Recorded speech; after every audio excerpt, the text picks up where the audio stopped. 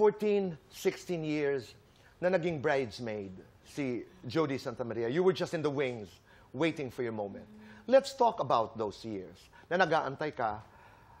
Mga years na marami kang rejections, mga years na sa palagay ko hindi ka masyado napapansin. Kumusta yung mga taon na yun? At first, Tito Boy, noong 1998, nilaunch po kami sa ASAP. Masaya na ako na nakita ko sa TV. Kasi di ba kapag bata ka, yun lang naman ang gusto mo Makita ka sa TV, makita ka ng mga kaklase mo, makita ka ng mga kapitbahay. So, yun lang talaga yung goal. Pero po, habang tumatagal, siguro mas lumalaki yung pangarap.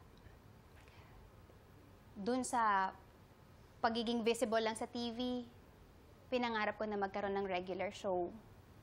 And then after na magkaroon ng regular show, pinangarap kong mag-star sa isang pelikula. And then pagkatapos nun, maka-work ang mga direktor, iba't ibang direktor. And then, syempre po, pinangarap ko rin naman talaga, Tito Boy, na sumikat. Hindi ka nainip? 2005, binibuild up po ako ng Star Magic and ABS-CBN para po maging leading lady. Kasi po, I was doing support for how many years. But then, during that time, I chose love. So, nagbabay po ako sa Pilipinas at nagpakasal po ako sa Amerika.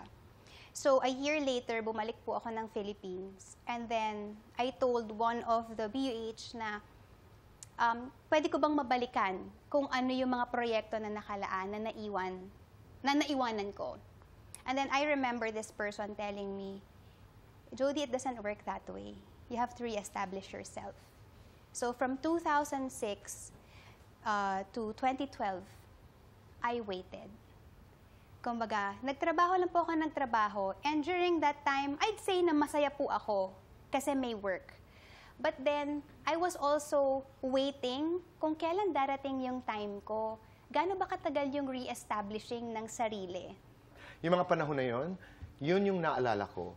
2006, 2007, pag wala ho akong guest sa aking morning show, si Jody at saka si 30, ang aking guest, naglalakad kami, nagkukwentuhan.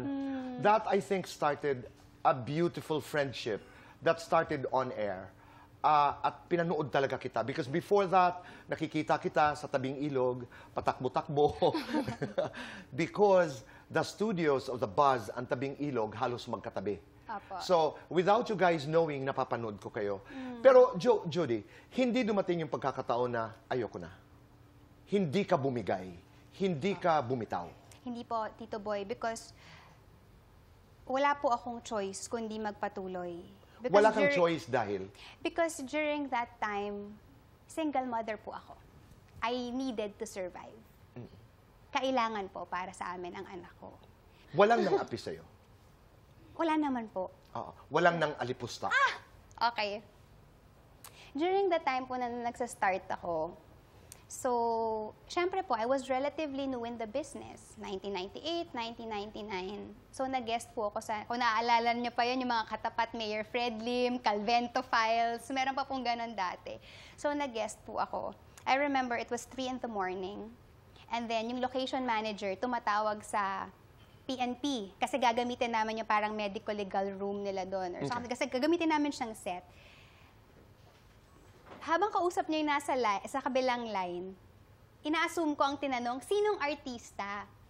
So narinig ko ang sabi niya, ay hindi artista, artistahan lang. So yun, cut to, nakatrabaho ko na tong person na to ulit. Sabi ko, hey, na-remember mo ba, magkasama tayo sa ganitong show, ganitong ganyan. Pero sinabi ko lang sa kanya, jokingly, kumbaga wala na talaga sa akin yon. Sabi niya, uy, hindi ko sinabi yun, Biglang hindi niya na nasabi. And then, naging magkaibigan po kami.